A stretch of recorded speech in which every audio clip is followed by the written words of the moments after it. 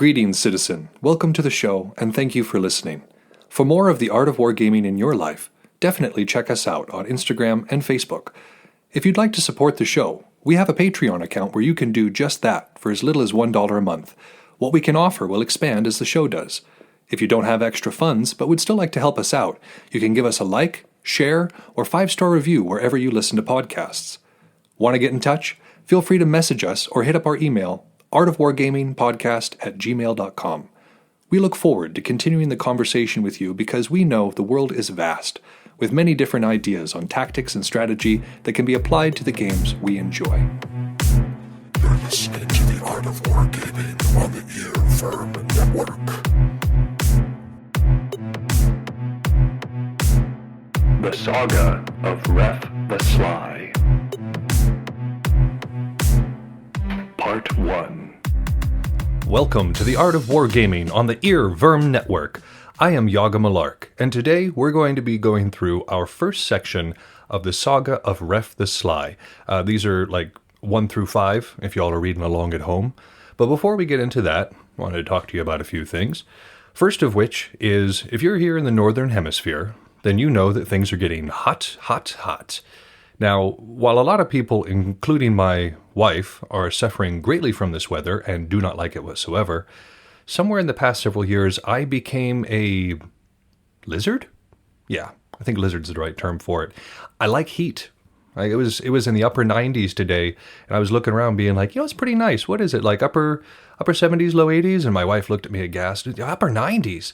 So evidently, I don't experience heat the same way the rest of y'all do, but unless you're a lizard, I imagine that it's quite warm, which means a piece of unsolicited advice. No matter what wargaming you participate in, you're going to be losing water. You're going to need to rehydrate in order to stay at your peak performance. This is especially true for physical wargaming, where heat stroke is far more of a threat, but even with intellectual wargaming, the heat and the aridness of the air, I guess if you live in the desert like I do, those of you along the coast deal with humidity, a whole different sort of beast. But regardless, it's good to have water. So regardless of what we do and what our activity is, let's make sure to all be drinking water so that we can, again, be able to perform at our top level. Speaking of physical wargaming, our local realm here opened up this last week, and I was so thrilled. I knew I was missing the community and the ability to just be around people who have a similar interest as I do and partake of the same activity, especially one that's so based on consensual violence. And I was just tickled. And I didn't even fight. I was doing mostly administrative things throughout the course of the practice, but it was just good to see people. It was good to hear the whack of the foam on body, hear people hollering at one another, and it's jovial competition, but still like competitive edge. It was wonderful, y'all. So I hope you all are having similar experiences wherever you're at, that things are coming back together, that people are coming back together, and these communities that we love and rely on so much are finally there to enrich us once more, and for us to be able to enrich as well. So, that's excellent. Of course, been playing some Kill Team with my buddy TF. We didn't have one this last weekend, because again, we did the Realm Reopen, and then afterwards, he and a unit mate came over, and we played some Mario Party with my wife. So, nothing serious went on this last week. It was just good to see TF and Frith.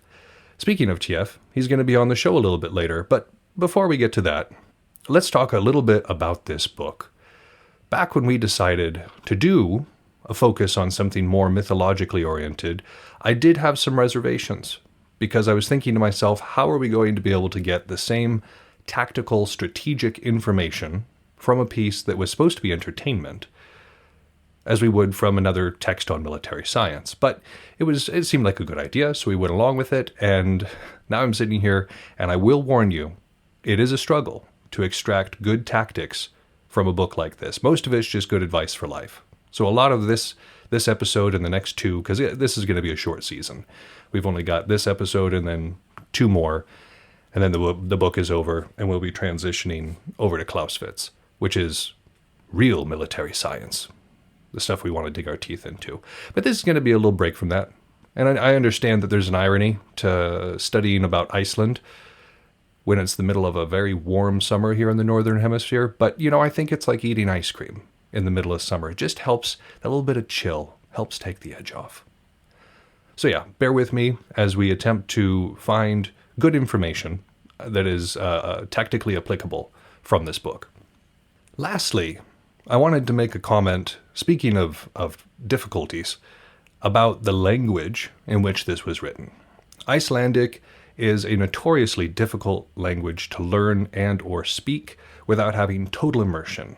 And part of the reason for this is because it's been largely unchanged since the 9th century, which would have been about the time that our characters within these sagas were doing their thing. So their language has not changed since that time. You go back and look at English, for instance, for those of you who are listening to this in English. I don't know why you wouldn't be listening to this in English. Anyways, you go back to English from about that time, the 9th century, and most English speakers could not understand it.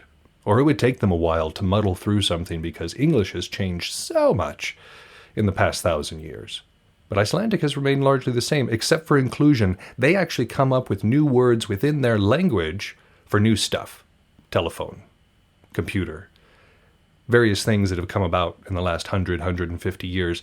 The Icelanders have their very own words for them, which makes, again, it difficult to transition from English. Languages like French and Spanish, when something new is invented in like an English-speaking, like a computer, it basically sounds the same. Like most other languages will just say computer, albeit with, within their dialect or within their phonetic tool set. But the Icelanders do their own thing. So it's a difficult language. You guys have heard me muddle through other languages before and kind of wreck them. For those of you who are in the Nordic countries, I'm about to do the same. I know we have listeners in Sweden. I don't know about Iceland, but I'm sorry, Swedish people whose language is somewhat familiar to Icelanders. I am going to butcher this. But with that in mind, let's have some fun. And let's start section 1, which regards sloth and the makings of greatness.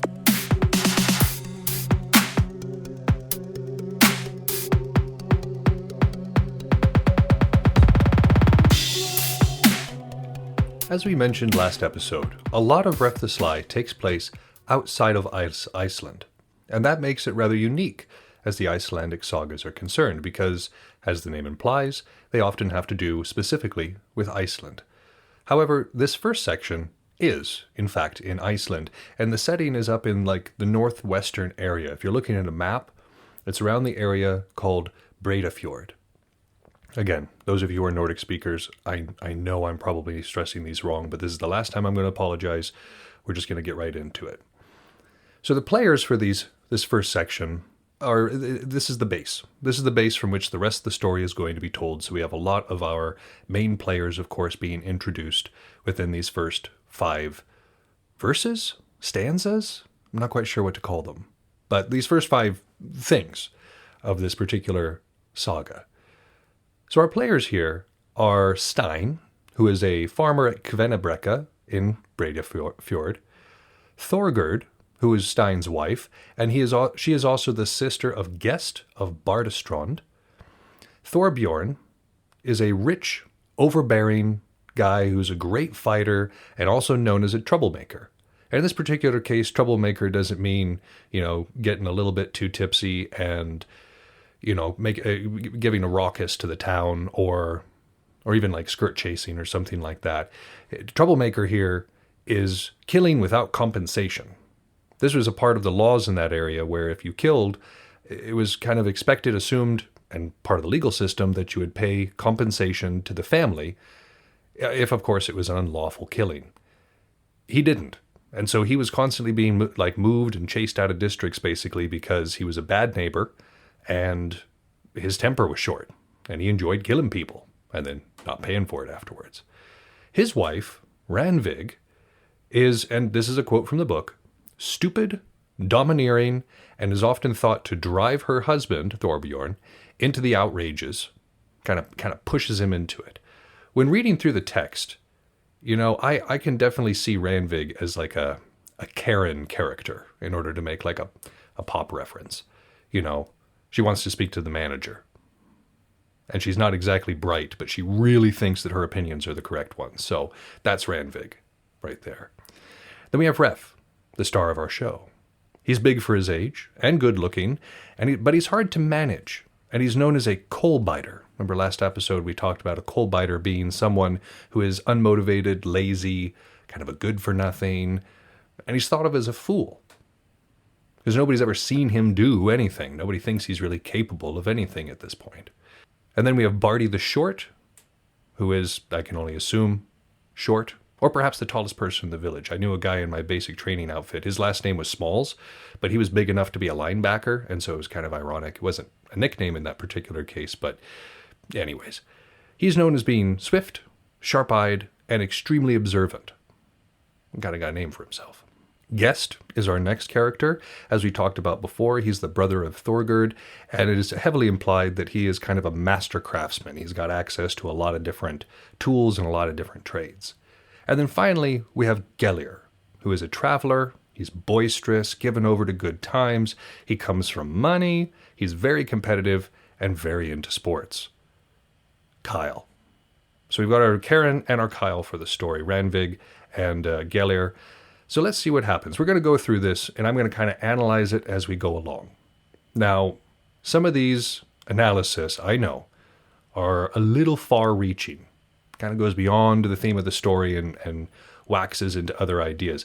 I'm doing this because if I were to just go through and just pull out the tactical information, this would be a real short episode. So I want to make sure you all get your money's worth. So I'm going to be trying to make some keen observations here. And if you like them, or if you feel like I missed something, please give me a shout out. Drop me a line, either at our email address or somewhere on Facebook or something, and we can kind of talk about what your analysis would have been here. Let's have some fun. So it starts off with, Stein. Stein and Thorgerd have this farm, and they have this son, Ref, and they're living a pretty good life. Being a farmer is a pretty good time in this era of history. In particular, this part of the world, it's pretty peaceful for the most part because your Jarl kind of looks out for you. And as long as you have good neighbors, everything goes pretty well. However, next to Stein and Thorgerd, Thorbjorn moves in. Now remember, Thorbjorn is this dude who likes killing, and he's brought with him a reputation. Everybody knows who this guy is. So he moves in, and he immediately begins grazing his herd on Stein's land, despite the fact that the two segments of land are divided by a clear river barrier. Now this shows a lack of respect on Thorbjorn's part. He obviously had great confidence in his martial prowess because he didn't mind doing things like this. If he was a weaker person, or if he was not as given to fighting, he probably wouldn't be so bold. But he does this because he thinks he can. Now, there's a lot of folks like this. I'm sure you've met people in your wargaming circles who just think they're the biggest deal in the world. And they decide that they're going to kind of slop on everybody else's good time because they're good. I mean, this is not something that perhaps is unearned. Even when I was in band, there were people who, they were the best trumpet player in the section. They were awfully full of themselves, but you couldn't deny that they were the best. And so he does this partially because he thinks he can. We all know folks like that. Stein goes over and politely asks him to stop, kind of outlines the situation, and very, very cordially approaches him and asks that he ceases this activity. Thorbjorn is actually surprised at this, because most people respond to his rudeness with an escalation of rudeness, and that's kind of what ticks him off, leading to the killings. And so he's kind of surprised at the courtesy, and he's like, you spoke to me very nicely, everything seems real reasonable, I can agree to these terms. He also adds that if more people had spoken to him like this, perhaps he wouldn't have done so much killing. Now, he's kind of responsible for his own actions, Just because somebody spoke disrespectfully to him doesn't mean that he had the right to strike them down. But in this particular case, Stein lucks out because he gets on Thorbjorn's good side. Diplomacy. That is something that I absolutely take from this section. Diplomacy often wins the day. Meeting somebody's rudeness with rudeness escalates the situation. Meeting somebody's aggression with aggression escalates the situation. What Stein does here is he diffuses the situation. Thorbjorn is looking for a fight. He knows somebody's going to come after him. He's not stupid. He knows that he's grazing on somebody else's land. But Stein goes over and just, chills the situation out. So diplomacy in this case won far more than fighting him because, again, Thorbjorn's reputation, he probably would have killed Stein. So Stein did the right thing here, and he engaged in this difficult diplomacy with a difficult man, and for the rest of his life, everything went pretty well. However, everybody dies, and Stein died. But before he did, he advised his wife, Thorgerd, to move over in with her brother Gest, because he doesn't think that Thorbjorn will continue behaving after he's gone. Again, there's kind of a gentleman's agreement here. And, sure enough, he proves out right. Now, Thorgerd doesn't move, though. At first, she doesn't want to because of sentimentality. The farm that she has shared with her husband means something to her. The land that they tilled together and worked into something useful means something to her. And I'm sure there's an element of pride here, too. Pride in one's work and one's accomplishment, and not just wanting to walk away from it because some jerk moves in next door. But here he comes, grazing on her land and destroying the crops. She's having issues making ends meet because of the destruction being wrought, and he refuses to stop. She approaches him, but he doesn't listen to her. We all know dudes like this, too, who when a man approaches them and is cordial with them, uses diplomacy, they'll listen. But in the case of a woman approaching them, they don't listen. And so that makes things a lot more difficult here. And obviously Thorbjorn is not a good guy for how he handles this. So after having to deal with this for a while and not making any money, and again, kind of on the verge of starvation, she tries to sell the land, but nobody wants to buy it. Again, they know who Thorbjorn is. Nobody wants to live next to that guy. And so she does the next best thing. She needs help. She knows she can't handle the situation on her own. So she hires Barty the Short, remember him, the tall guy, to watch the river line. Now, she doesn't bring him into a blind. She tells him, hey, we're conflicting with Thorbjorn. He's got this reputation, kind of gives him the history, and he's like, no, this seems like worthy work. I'll do it.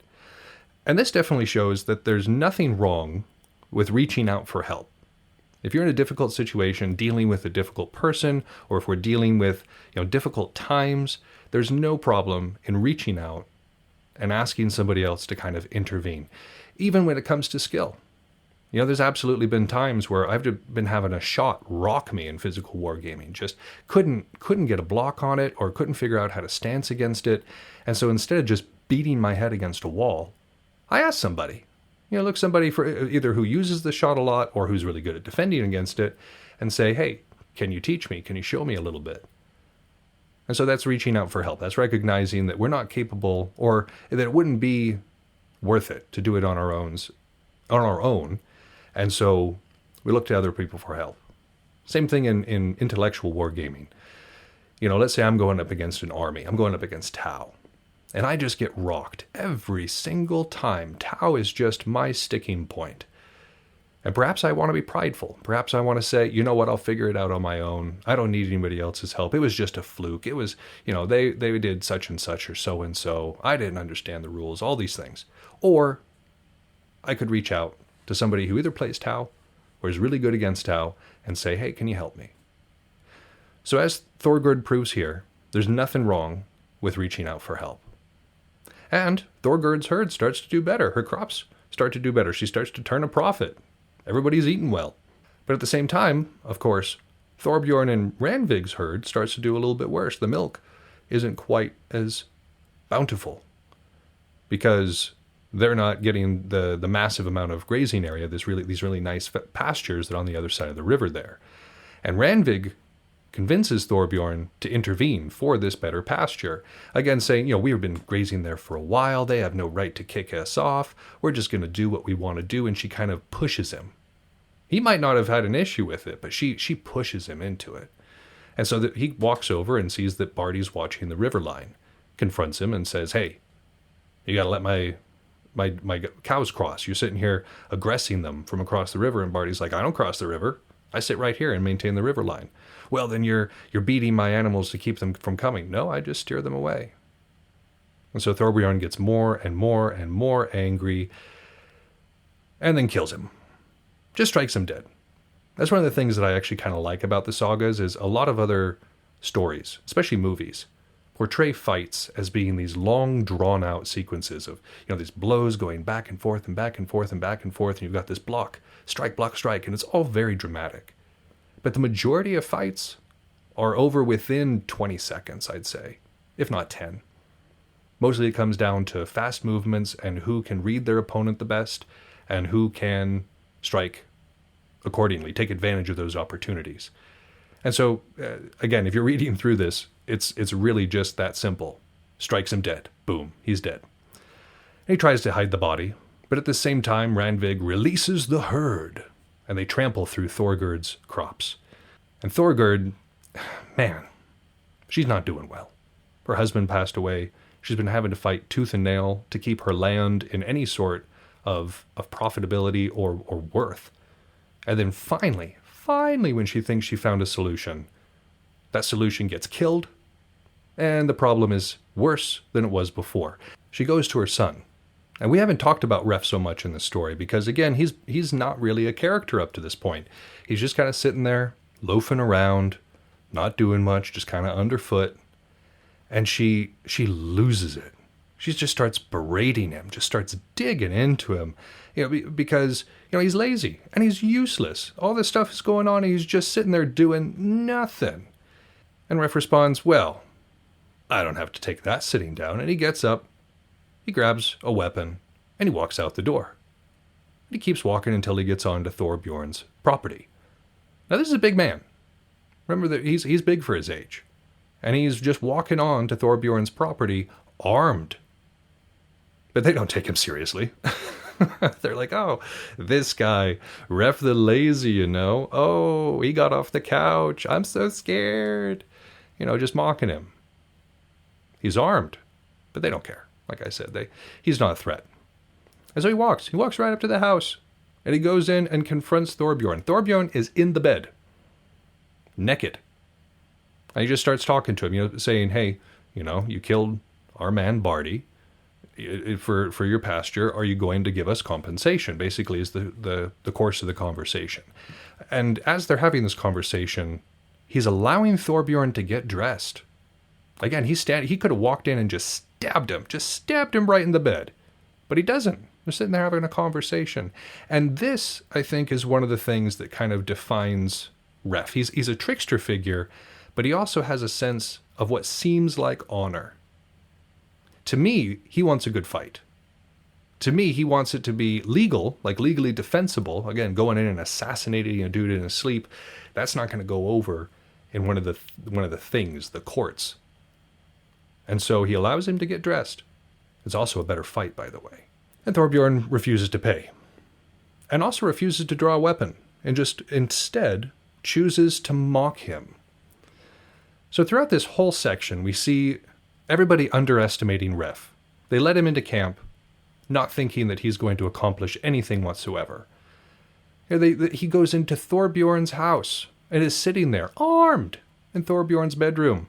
And Thorbjorn gets up and is also armed, but also chooses to mock instead. And as we've said for the past several seasons, for the entire course of this show, underestimating your enemy is the road to ruin, and that is about to be demonstrated here. I have absolutely seen this in action. At some point, I wanted to do a assassin episode. I had gone around and collected information from all the different people who have won assassins tournaments and Belagarth events, and I want to talk about that at some point. But one of the things that comes to mind here is I'm thinking about Juicer. And if y'all have never met Juicer, I'm assuming that those of you that live in Great Britain and play Warhammer 40k have never met Juicer. But those of you who have know that he's a pretty friendly dude. And he can walk into just about any camp and make himself at home. And so he did. There was this one assassins tournament he was telling me about where he would just walk into a camp and everybody, of course, would stiffen up because they know assassins are about. And a few of them, especially toward the end of the week, knew that he was an assassin. But he'd come in and he'd get all buddy-buddy and ask people about their day and ask people about their event and what was going on in life and love. And he would get everybody into a sense of ease. And they would begin to forget. They would underestimate. And then he'd gack them. Yeah, that's my kind of tactic right there. And that's what happens here. They underestimate him. Everybody does. And Ruff kills him, strikes him dead. Again, much like the other section, there's not this long drawn-out fight and exchange of blades, just boom, strikes him down. And then he hides, because again, there's a lot of dudes outside, and now they're mad, because their master is dead. As we had said before, farmer is actually, it's not a term of like, a small family tilling a patch of land. Farmer implies a lot of times a person who is in charge of many people on many acres. And so those people come looking, but Ref hides. He hides until night, and then he heads on home where he tells his mother what has occurred. And the interesting thing here is that he speaks in verse. As we talked about before, the prose, the verse of Iceland was actually quite sophisticated, especially for the time. And so here we have Ref, who has done and accomplished nothing so far over the course of these stories, not just proving himself an able fighter, but also proving himself extremely intelligent by speaking in this verse. So again, I see that this is also a matter of seeing potential. There are a lot of folks that that aren't necessarily winners at the very forefront. That if you invest time, if we invest effort into their training and into their development, that they can become real assets to us. Again, the guy that we're about to hear from, TF, he started a decent while after I did. But he became a very good asset. He listened to what people had to tell him. He learned from absolutely everything he saw, and he went from being a noob, who was pretty darn athletic, so he had a nice edge because of that, to being somebody who was dangerous. He had this potential, and it grew. We're going to talk about him a little bit later, too. I see this all the time with the high school students that I work with. They'll come in, especially as freshmen, and they don't know how to fight. A lot of them are extremely unsure of themselves, and it can be hard sometimes to see the potential. But you got to look for it, because a lot of these kids, when they stick through it, when they have reached that year 4, and they have been studying with their peers and with me, and hopefully coming to practices with the other adults so they can really get a feel for how the field operates, they can become quite lethal. I'm always sad. I'm always sad to see my 4th years disappear because they have become a challenge at that point. It's because they come in. And you got to recognize potential and feed into it. That's one of the best things we can do, because like Ref demonstrates here, people are sponges. And I'm sure growing up in a warrior culture, he heard all sorts of stories about the best way to fight. And it seems like he paid attention. May not have looked like he was paying attention, but he was. And he heard all sorts of people speak in all sorts of different type of level of intellectual language. And he may not have spoken himself, but he paid attention. So this is how we can unlock our own potential as well, by paying attention. However, this situation is obviously pretty tenuous. Thorgerd doesn't have a whole lot of people under her command, and Thorbjorn's people are pretty damn mad at this point. And so she sends him away until after the killing can be settled, until after the courts can convene and make sure that everything was done by the book and that he's good to return home. Not just through legal matters, but also making sure that he's not going to get jumped by Thorbjorn's former men. And so Ref goes to stay with Gest, his uncle. And he has no initial skills at this point. Remember, he's just been kind of sitting around, and while you might be able to learn a little bit about fighting and use that natural, big for his age to his advantage, and how you can learn verse from listening, crafting is pretty hands-on. You need to learn it by doing it. And so he has no initial skills, but Gest is like, hey, we're going to give you a trade. We're going to make sure that you can make it in the wider world. We're going to kind of expose you to these different trades and see what sticks. So Ref tries a bunch of different things, but he really shows a talent for woodworking. And so Gest eventually says, hey, how about you build a boat? And Ref agrees, if only he's going to be given the supplies for it, and he gives a list of all of his supplies, and privacy. He wants to be able to work on his own. And so he does. Months go by. And Guest gets curious. And so he has somebody else, and he goes and looks as well. Kind of go check it out. And the boat, while unfinished at this point, is near perfection. Ref has dedicated himself to making sure that this boat is coming out as well as it can. And Guest is really impressed. Again, he's seen a lot, but this is in the book it says that it's one of the most massive boats in Iceland. And this is Ref's first time building something of this size. Once again, I'm reminded of TF, who we're going to talk to in part 2 of this show. And he is an amazing crafter. He came into the sport obviously not knowing any of this. He didn't know how to sew. He didn't know how to foam smith. He didn't know how to leather work, all these things. Or if he did know them, they were to a far lesser degree. But he dedicated himself. He really applied himself to learning these things and playing to his strengths. And now he's one of the best crafters that I know, period. So through this, we can see that developing some sort of skill like this is also really important. It's not necessarily enough to be a good wargamer. Just because we can fight or just because we're very good at manipulating our field does not mean that we're going to be excellent at everything we do. We have to practice those things too. Learning how to sew, learning how to foam smith, learning how to paint and assemble our own models, come up with our own lore. These are good things to know to enrich our experience and make things easier. I mean, people who can paint their own armies, they're at a huge advantage in my opinion. I'm sure if I dedicated years of my life to painting, I might have an iota of the skill that TF or Sumatai or Thumbs has, because they've dedicated their life to this thing. It's not my strength. Right now, sitting here, talking to y'all about old books, this is my strength. And I have perfected my craft, or am working on perfecting my craft. You never actually reach perfect. That's not a place that we never be. It's a goal, but we'll never get there. And that's kind of the point. So what's being demonstrated here, I think, is we want to expose ourselves to as much as possible. And I have. I've done a lot of different things in my life, and I've felt the things that really stuck, and I've applied myself to them. When it comes to music, when it comes to research and dissemination of information, these are my strengths. But you have to ask yourself, what are your strengths? What are the things that you've done within wargaming that have really resonated with you? And how can you apply yourself more to them? I think that's kind of a good message to take from this. So Ref finishes the boat. And instead of taking it, as he had originally planned, Guest says, you get to keep the boat. You did amazing with it. I will fork out the money for those supplies because, my goodness, this is an amazing boat. A little bit later on, while Guest is out of town, Geller, now you remember him from when we were talking about before, he was the Kyle figure. You know, comes from money, very boisterous, very like, hey, you're going to do what I want to do, haha. And so he challenges Ref to come along and play some sports with him and the rest of the guys.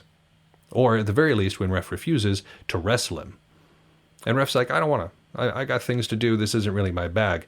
And Gellier gets really twisted about it because he's like, I want to fight. I want to do games. You don't want to do it. You're going to do it. So they lock into a struggle. And eventually, again, Ref's big, and he throws Geller to the ground. He gets all scuffed up and everything. Geller gets even more mad and strikes him with his spear shaft. I mean, Ref doesn't really care. Again, he's big. It was kind of a mess strike, so it just kind of bounces off his shoulder blades. And then Geller and his boys ride away. And he tells everybody how he bested Ref in a fight, going off about, yeah, I gave him 2 good whacks, and he went down, and haha, I'm the best in the world. Building himself up. But Ref doesn't care. People talk to him about it. He doesn't deny or confirm it. He's like, meh, I don't care. Because Ref notices here, he didn't really apply himself to this situation. He didn't want to fight. There was no immediate threat to his life. And so he didn't.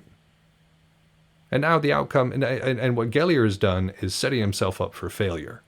Because at some point, there's going to be a real fight with somebody that he's not going to be able to just talk his way out of. And Ref is also setting himself up well where he's not boasting. He's not letting people know the true extent of his abilities.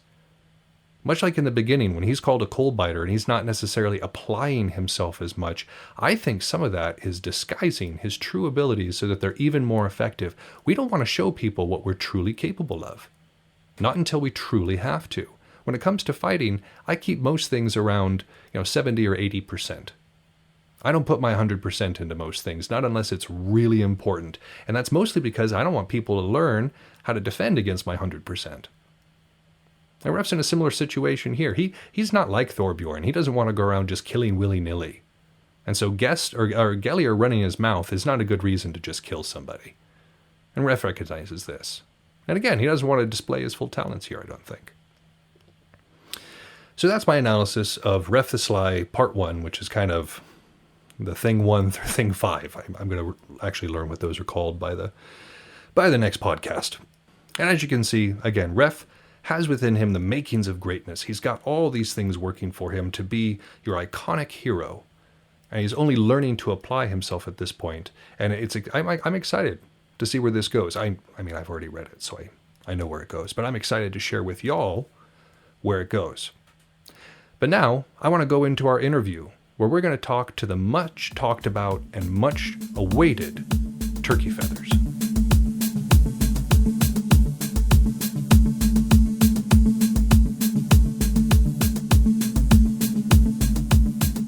Here to discuss these first couple of sections of Ref the Sly with me is the long-mentioned TF. I know that we've talked about him quite a bit on this show, and I am excited to finally have him here in person to talk to y'all. So thank you, TF, for coming on the show.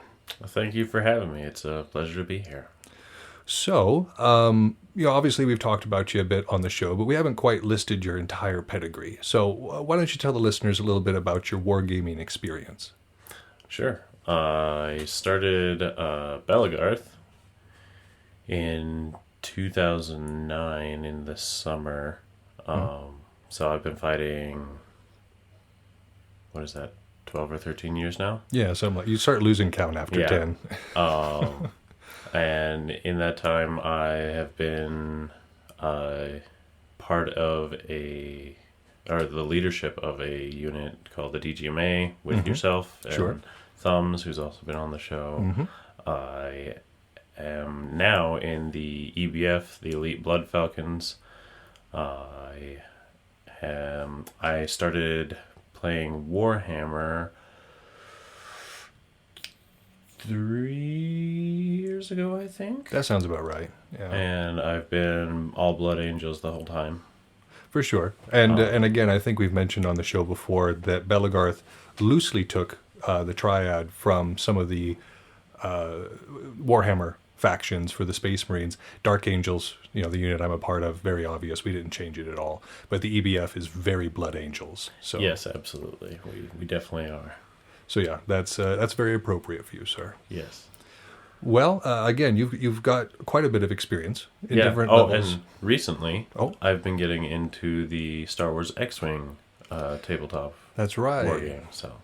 And that's still as tactically challenging, but a lot easier than Warhammer. It is simpler to play, but yeah, it definitely has the same decent tactics that make it a very unique and interesting experience. For sure. And plus, Star Wars. Yeah. No, in the game I witnessed, it was done in about the time it would have taken 2.5 turns of a regular Warhammer match. So, yes. Well, it's also like a kill team-sized board with a kill team-sized force in most cases. Yes. Which, yeah. So it's a fun game. I look forward to playing it a bit more with you myself.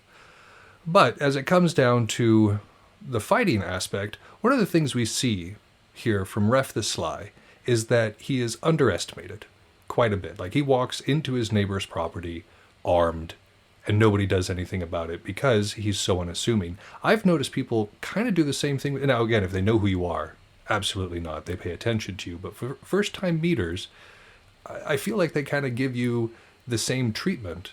But like Ref the Sly, I feel like it benefits you. It definitely does at times, for sure.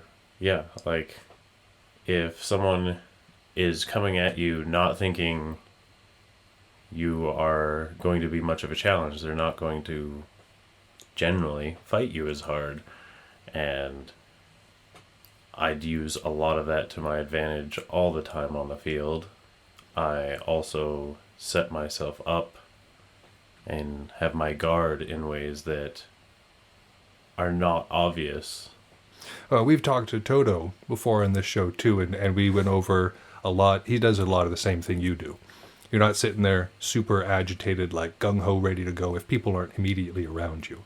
And that disarms people. And I mean, it stems from just being it's a waste of effort to be like on guard all the time if there's not someone close enough, and like you're watching for archers and whatnot, any projectiles. Right.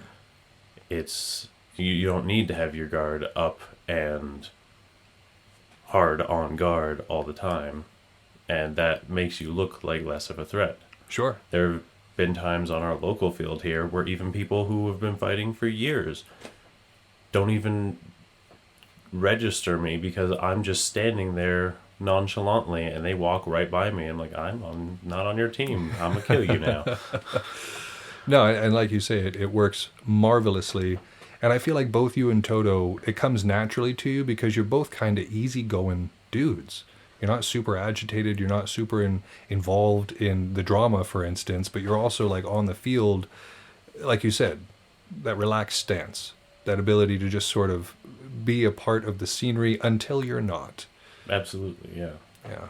Well, that taking it easy also goes on to off the field too. Like you're one of those people that I rarely see stressed at an event. How do you manage that? How do you manage it to keep your cool, bro?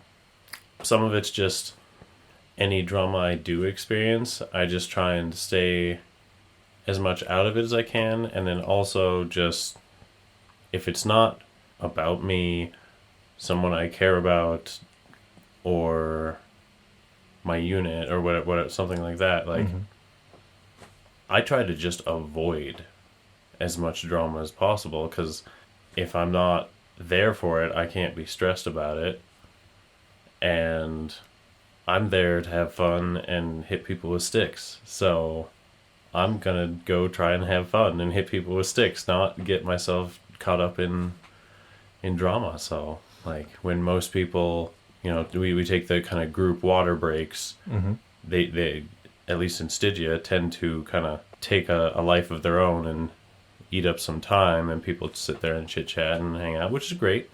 It's always good to hang out with friends and whatnot, but get a little rester. Yeah. But they also, they gossip and complain a lot, and I typically will take my moment to get my water, maybe chat with a few people here and there for a second, and then I will go wander back out onto the field and just wait for people to start coming back and fight.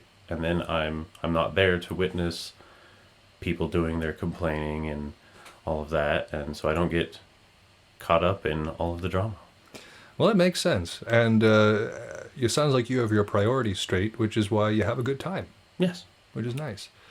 So another one of the things that I thought was perfect for you when I was reading over this section of Ref the Sly was that Ref is an incredibly crafty person. I mean, again, beyond just being underestimated by everybody, in these first 5 sections, he demonstrates a remarkable genius for crafting things, especially woodcraft in this section, but the guy is just skilled.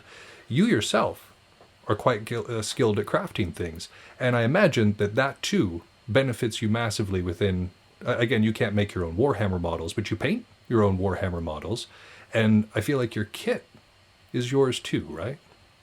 Yeah, for sword fighting, like I make pretty much everything that I wear. The only things that I haven't made are gifts at this point.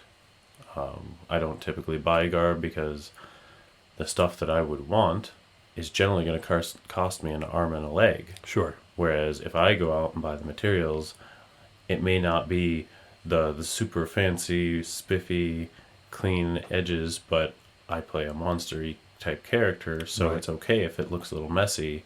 And then I get to make exactly what I want for half, sometimes less the price than it would be to get exactly what I wanted from someone custom made.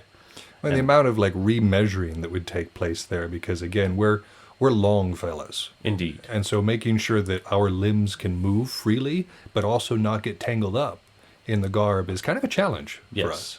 And then also on the weapons and shield side of it, like, again, it's kind of the same thing for me. Like, I know what I want in a weapon and in a shield, and like I'll or if I get even a new idea, like I have a specific idea of what I'm wanting, and going to Forged Foam and any of the bigger retailers, like, generally is going to cost me way more to get exactly what I want than it would be for me to just make it myself, and then I can do whatever amount of customization I want to it, and it just is very easy for me to get, like I said, exactly what I want and pay a fraction of it. And then that leads to, on the field, like, I am comfortable in what I'm wearing because I've made it with fighting in mind.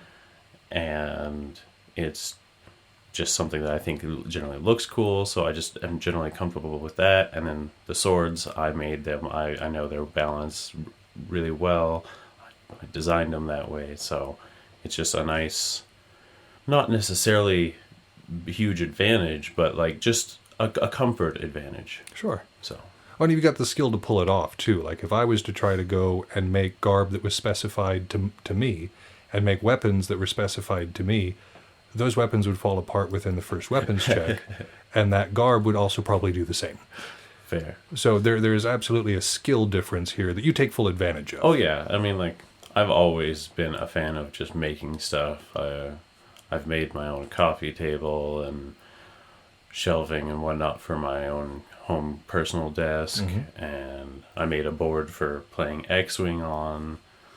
You've made quite a few of my weapons too. Yeah, and then even with the Warhammer, like, I really enjoy building and painting more than I enjoy playing a lot of the time. Like, I enjoy playing the game because you get to use these cool things I've made and painted. And, sure. But, like, taking a model that is normally just in this one pose and has these weapons, like, well, they can take more weapons than that. I'm gonna put them in a nifty different pose and magnetize them, and it's a fun, crafty experience. And I've always just been an artsy, crafty person. And just as an aside, if you listeners are on our Instagram page, those gorgeously painted knights that we posted up there, that was TF that did that. And so, yeah, we're very proud of his work as well, and we benefit from it massively.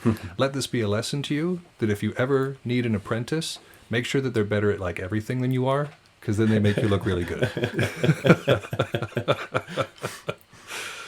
Yeah, that's the way of it.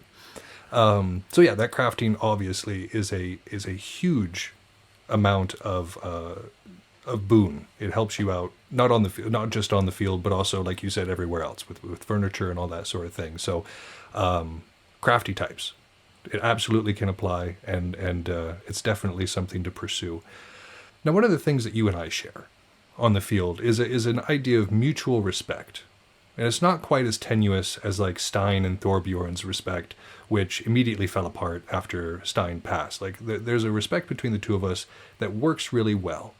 However, if I were to sit there and drop my sword on the ground in the middle of a fight between the two of us, would you spare me? Chances are very low. That's my apprentice right there, guys. That's it. That's it right there. That's the correct I answer. would have to be extremely lazy or out of position most of the time to not make a move on that. And that's smart. It's one of the things that our line teaches, is that sort of honor is kind of massively overrated when it comes to the field. But in this particular section, it almost looks like Ref is demonstrating that, because he goes in, Thorbjorn is literally caught with his pants down. Like he's he's in bed. And not only does Ref like allow him to get all of his clothes on, but also allows him to gear up. And that seems to me like a bad decision in terms of like the honor concept, allowing your opponent to become that way.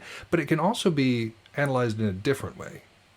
One of the things, public perception, like if he had walked in there and just gacked him in his sleep, then everyone else just sees this dude walked in and stabbed a dude in his sleep because he was mad at him. And that's not a good look. No, people don't generally look fondly on that. Sure. But letting him get all geared up, sword and everything on his belt, makes it look like they were maybe just having a fully legal and upright sort of disagreement that came into blows. Yeah. Absolutely. Yeah. Now, that's definitely a good way of looking at it. Like, there's definitely the political perspective to all of this. But I think another way to look at it too is to say that a ref was just spoiling for a good fight.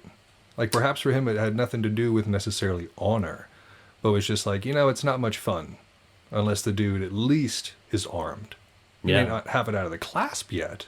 Not so much the honor side, but just like, I want a little bit more of a challenge. If he has his sword there, there's a chance he can do something, and then it makes it... And he had the chance to do so. Yeah. You gave him the opportunity, and Thorbjorn used it instead to trash talk him. At which point, just a mistake. and that's another thing that you definitely do on the field. Like, you are not a super chatty person. Like, you will yell things out, like if somebody's coming from behind or if there's field commands that need to be said. Yeah. You'll definitely do that. But otherwise, you're not one for monologuing or even mocking necessarily your opponents. And if somebody starts to, I feel like ref, you're just sort of like, and shush. Yeah, I mean, I work a lot on keeping myself as stealthy as possible most of the time in fighting, unless I am trying to like hold one side of the line or whatever while my teammates go and do whatever objective. Sure. But that is generally not my go-to. My go-to is generally to be as low-key as possible, especially like when being an archer. Mm-hmm. Like, I'm not the archer that is out there making calls and like directing things. I am the sneaky guy that pops up here and there and fires at weird angles and then disappears and goes over here and shoots over from here, and so... No, and it works out. And again, kind of going back to that taking it easy thing, it's very rare that I see you on tilt on the field. I feel like you try to keep emotion largely out of it. Yeah, I definitely do. I don't feel like it is generally a good idea to fight from an emotional standpoint in a game where we're actually being mock aggressive, but it can be taken as serious aggression, and it can become serious aggression. So sure, there's absolutely that to it. I also feel like it's a tactical advantage for you too. It definitely helps keep a clearer head. So, which, as we've discussed in like every single book we've covered, not getting tilted by your enemy is really what you're aiming for. Yeah, if you can maintain even just a measure of neutrality enough to be able to think, like that can only benefit you. Sure. So, a lot of our listeners, perhaps especially the ones who are within the community of Belagarth, the EBF is kind of an enigma. It's sort of a removed and lofty organization in a lot of cases, and it's not necessarily that it's designed to be that way, but it's a very tight. It's not designed to be that way either. I suppose that's true. And so, obviously, without divulging any company secrets, is there anything you'd like to share with the listeners that perhaps somebody from the outside doesn't understand about the EBF? I mean, just like anyone who's competitive, like when we're on the field, like we mean business, and I realize that not everyone can separate that super easily from outside of fighting. Sure. Most of us try to go out once we're not on the field and just have a good time and enjoy people's company, but at the same time, some of us are getting older and want to just chill in our camp with our chosen friends and family. Sure. So it can create, I guess, some misunderstandings sometimes, because some people just want to go back after fighting is done and hang out. Sure. Other people want to go and hang out with everybody. Sure, like Hobbit and Achilles come to mind. Yeah, and like I personally enjoy floating around all over the place. I've got friends in almost every unit, and unaffiliateds, whatever. They don't all camp next to EBF. Sure. So I like to go hang out with everyone. I definitely spend more significant time in my camp. Sure. But I mean, we're all just people trying to enjoy the game too. Like, yeah, sure, we're real competitive about it, but most of us are pretty cool, chill people too. So That brings me to another question that I had, which is, you had brought up before that on the field the EBF is super competitive and really in it to win it. I don't feel like that's much different than any other sport, in my opinion. You know, like rugby, they go hard. Yeah. You know, they are in the scrum. They are, you know, borderline hurting each other. absolutely. But then after the match is over, they go and chill together because they understand that that intensity is just part of the game. Yeah. Which, Yeah. yeah. And with this being a less organized sport, like, I guess a lot of people don't expect that, Sure. but that's definitely how most of us in the EBF try to treat it. It's like, if we're on the field, it is go time. We are going hard because we want to win. Well, I imagine a lot of our listeners are of that same mindset too, which is Yeah. why I kind of bring it up. The other idea that comes to mind there is that in most organized sports teams, you have like a captain and a co-captain, and then usually a manager above that. But there's definitely a ranking system that is rigid. My understanding of the EBF is that there's a lack of a solid ranking structure that, by and large, there's a lot of equality kind of going on there. I mean, yeah, there is a ranking structure, and we have our unit leaders. But once you're an EBF, we're all family. No, that makes sense. I don't know. Just usually when you're in your camp, there's not the same deference. Like I wouldn't even be able to tell you who your unit leaders are. When I go into Urukai camp, I definitely know who they are because they're the ones who are kicking butt and making sure that things Well, yeah, get done. and our unit leaders, like, they each have their specific role that they cover. Sure. So, like, if they're not dealing with those kind of things, they're just another brother for the most part. Like, Sure. Sure, they are also a leader, but they're also just one of us. So So it's like a specified role that they fill, but not like a manager in general. yeah, more along those lines. Okay. And again, that it helps that the EBF are kind of one mind in a lot of ways. The recruiting process is very slow and very selective. And I feel like, much like the Dark Angels, it's a matter of finding people that vibe with the team. Yeah. Vibe with the unit. Absolutely. And I mean, some people criticize that. And I know a lot of people criticize that. I am not personally a criticizer of it. Obviously, I'm a Dark Angel. But I mean, there's other units for different things. Like, I know that there's other units that are more about, you know, role play, or more about just like hanging out together. And that's cool. If people are in those units and that's their focus within like Belagarth or physical fighting, then more power to them.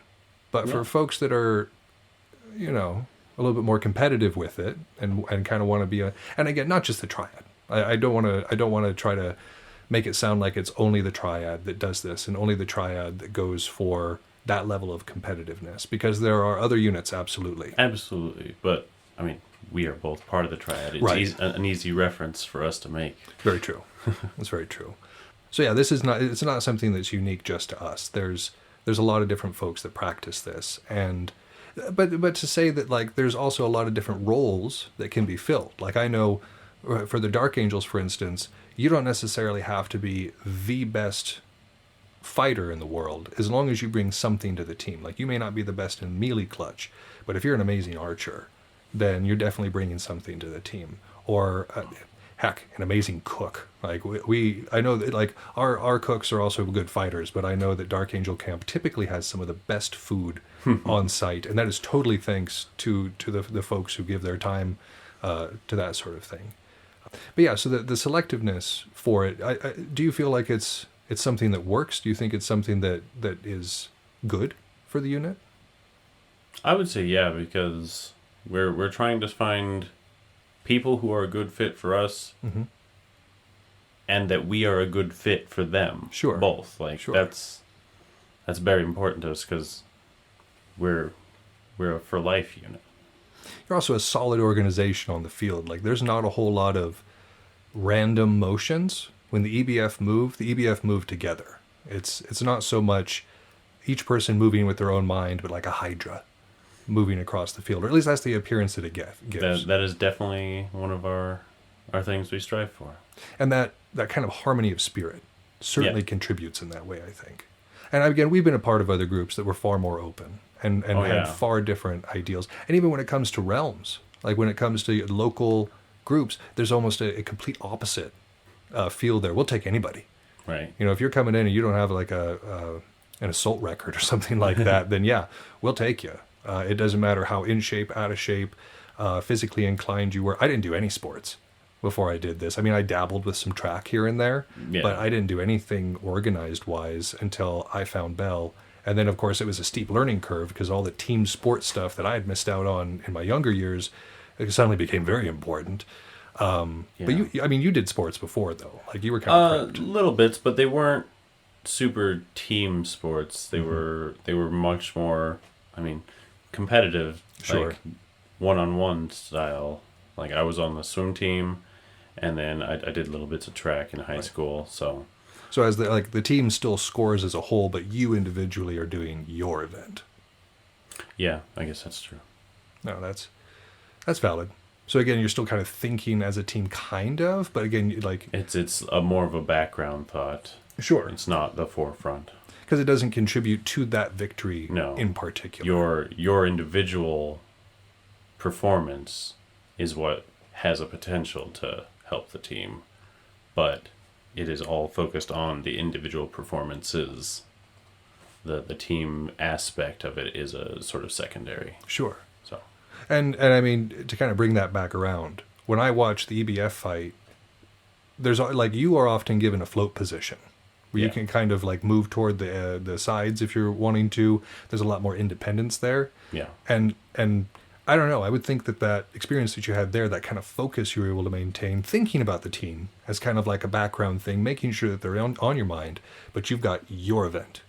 it's definitely especially useful as an archer, especially an archer of my style that is not the loud and like, hey, here I am, I'm a big scary target. Right. I'm trying to find the best spot to take out the people that are going to be the most dangerous or that are just open, not paying attention, whatever. Well, that's also like typical sniper. That's like Sniper 101, which is, find yourself a nice little vantage point, shoot and scoot, Yep. and then do it again. Don't sit in the same spot because then they can just, the arrow came from over there. No, and then of course everybody focuses on the over there, and eventually the archer gets taken out. Whereas for you, there's this mysterious shooter who's like, I don't know where they Because are. I'll run around crouching behind my line and pop up, shoot, crouch back down, scurry over here. Sure.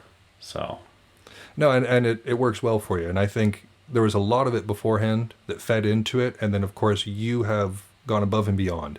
Because, again, we used to work out together, and I saw your motivation. I know that you continued kind of working at that level. You continue to get better at crafting. You continue to perfect your Warhammer game. So I guess the message here that I would like to emphasize is that excellence is not a goal, but a pursuit. It's like excellence is a daily practice. Like you don't rest on your laurels. no, that doesn't do you any good. Then you get stagnant. True. Yeah. Well, TF, I have loved finally having you on the show. Again, we talk about you enough on here that it was nice to finally give the listeners an idea of who you are. So yeah, thank you so much. Thank you for having me. It was a lot of fun. I really enjoyed it. And I look forward to bragging about more of your exploits in times to come. But for now, dear listeners, we are going to transition into our battle section.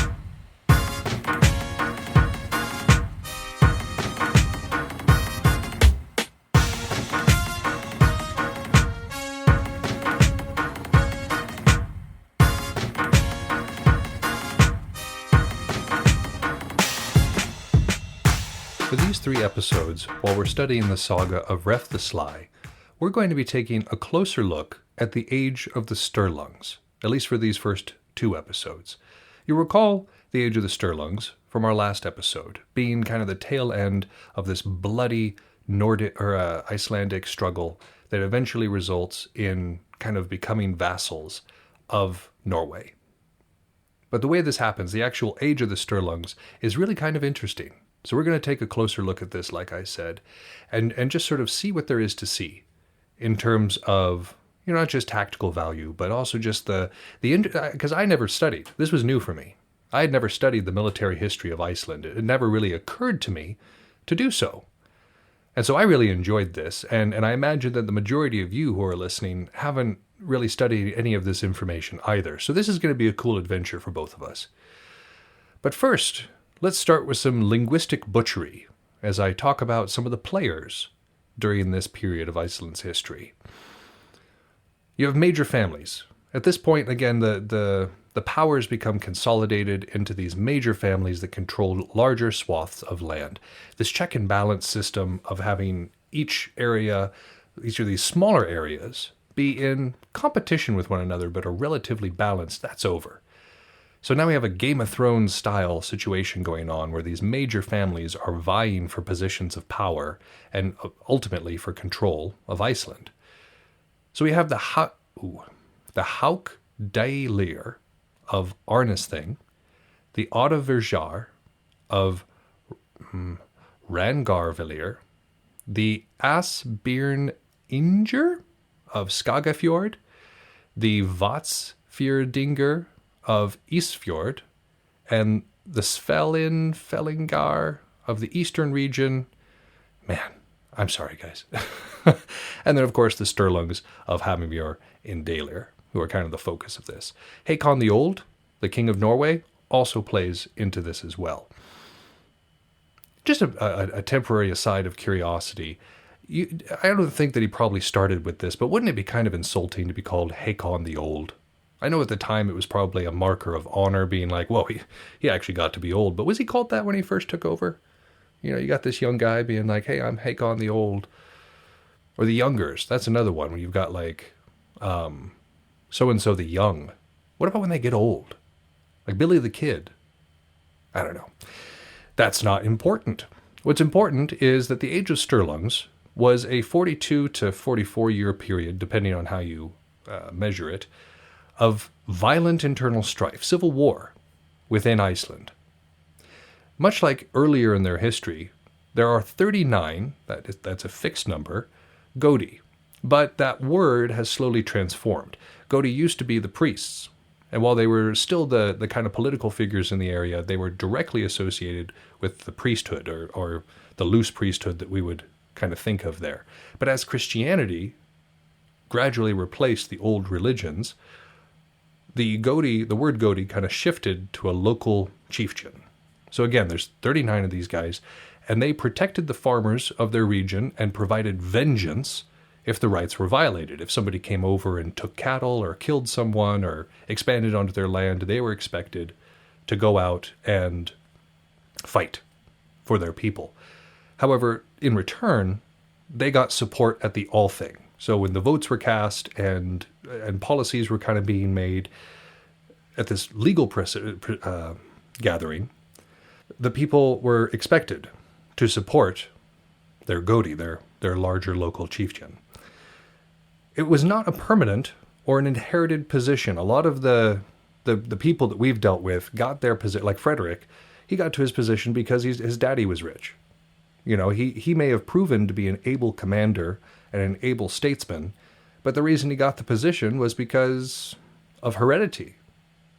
A lot of things even still work this way, where it kind of passes to the eldest child or the eldest male or whatever the case may be, whether it's when it regards money or political positions. This is not so uncommon, even in the Western world today. So this was kind of different. The fact that if they became unpopular with their constituency, for lack of a better word, that they could be kind of shuffled out to make room for somebody who represents better or has more power in the eyes of that particular family. So let's go to 1220, when Snorri Sturluson, who was the Sturlung chieftain, and he was also one of the few known saga writers as well. As we talked about before, we don't know who wrote most of the sagas, but we do know that Snorri wrote several of them. So he was kind of an important guy. And he becomes a vassal of Norway in order to kind of promote his own power and get to a better position. And so he starts amassing power and amassing support until he becomes the most powerful chieftain in Iceland. With the support of King Hakon, he becomes one of the most powerful figures in Iceland, and his family becomes the most powerful. And in return, of course, he was expecting Snorri to sway Icelandic politics his direction, to make it so that other families, other of these little fiefdoms, wanted to join up with Norway. But he doesn't. Whether it's from lack of caring or because he simply was using this situation to his benefit and had no intention of helping the King of Norway in the first place, we don't know that. But we do know that he decides to not follow through on his end of the bargain. But he stays in power for a long time and enjoys the preeminence that comes with the power that he has amassed. In 1235, however, Snorri's nephew, Sturla Sigvatsson, he becomes the leader of the family. He is regarded with more power, people like him better, and he is more aggressive. He speaks more about expanding their influence through aggressive policies, and so he gains favor. And he sends his uncle away, back to Norway, to kind of have an eye kept on him. He's far less dangerous there in terms of political maneuvering than he would be staying in the country. And he begins warring with those who refuse to bend a knee to Norway. It offers them a choice. You become fellow vassals like we are, or we're coming after you. And so he begins to aggress on his neighbors, begins to kind of expand those borders, until in 1238, some of his enemies come together and disrupt this power structure that's been going on. And this was on August 21st. And this was actually the largest armed conflict in Icelandic history. Now remember that Iceland currently has a population of 341,000. So that's not much. So in terms of proportion, especially at the time, this is still a lot of people, just less in terms of numbers than we normally talk about. And this battle was the Battle of Orligisdatir. Gosh, I'm bad at this. And this is in northern Iceland. So on the one side, you have Sturla, who has just become the leader of the clan of the Sturlungs only 3 years before. And then there's his father, Sigvatur. Now on their side, they only have 1,000 people. On the other side of the field, you have Gissur Thorvaldsson, who is the representative from the Haukdir, and then you have Kolbein the Young of the Aspernines. This is one of the guys I was talking about. What if he gets older? Is he still going to be Kolbein the Young? These are questions I need to know the answer to. And they have between 1,200 and 1,700 people. So not quite double, but certainly more, by a factor of about 50%, than the Sturlungs have. The Sturlungs are very, very confident, though, and they still come to battle here. Part of the reason that the numbers for the Sturlungs were so much smaller than for the enemies that were arrayed against them was because they were more spread out. They had a higher population. They had more people under their disposal, more soldiers at their disposal, but it was harder to bring them together. And this kind of reminds me of in physical wargaming when we're dealing with units. It is awesome to be able to spread out, to get your influence into a lot of different places. That being said, it can be difficult to bring people together if this occurs. Most of the Dark Angels, for instance, the unit that I'm a part of, live in the east, kind of centered around the Michigan and Tennessee corridor. So when they want to get together, it's perfectly fine. But for those of us who live out here in Colorado, Montana, California, it can be harder to get over there. And so it's harder to get all of us on the field at one time. And that reduces our effectiveness there somewhat. And it was kind of the same here. We don't try to aggress on our neighbors quite the same. But yeah, they weren't able to bring as many people together. And this was a short battle. In fact, it was really hard to find exactly what happened here. I assume that they came together, there was fighting, and then it ended fairly quickly. There were only 50 people killed. the largest armed conflict in Iceland's history, and only 50 people died. But this included the Sturlung commanders, both Sturla and Sigvatur. They were killed, and 5 others were executed afterwards. And at this point, the power of the Sturlungs drops. They are no longer the most powerful people in Iceland. Sturla spent their strength, politically and militarily, in this battle. It's interesting to see the dichotomy there, the comparison between Snorri and Sturla. Because while Snorri may not have aggressed the same way that Norway would have wanted to, kind of forced his neighbors to do anything, he was the one that amassed all this power. And not through war, not through aggression, but through politics. And Sturla, even though people thought that he was the better representative because he was going to be more aggressive, he was going to get them more things, he was going to make the Sturlungs great. He ends up spending all of their power in a conflict that was caused by him just aggressing on his neighbors rather recklessly. So who is a more effective leader? I suppose it depends on who you ask. I think the lesson here is that you catch more flies with honey than you do with vinegar, is kind of the idea. Now, would Iceland have come under the vassalage of Norway had these violent escalations occurred? Probably not, because it was relatively stable before, and it's the civil war that's kicked off by these sorts of conflicts that tears the country apart. And this just keeps going. There are several more battles that take place, and of course there's a exchange of power back and forth. We may know the end of this story, but it's kind of interesting to get there. So I'm looking forward to talking about the rest of this Age of Sturlung conflict in our next episode. That's our show. Thank you so much for listening. If you haven't had enough of the art of wargaming in your life, you can find us on Facebook and Instagram, where I occasionally post funny and educational memes. If you want to get in touch with the show directly, you can email us at artofwargamingpodcast@gmail.com with any questions, comments, or concerns that you might have. Also be sure to check out all of our sister shows on the Earworm Network, including General Nerdery, Word Balloons, Fried Squirms, and more. We're working hard on having something for everyone. And again, you can find those at earworm.com. That's EARVVYRM. You can also find that in the show notes.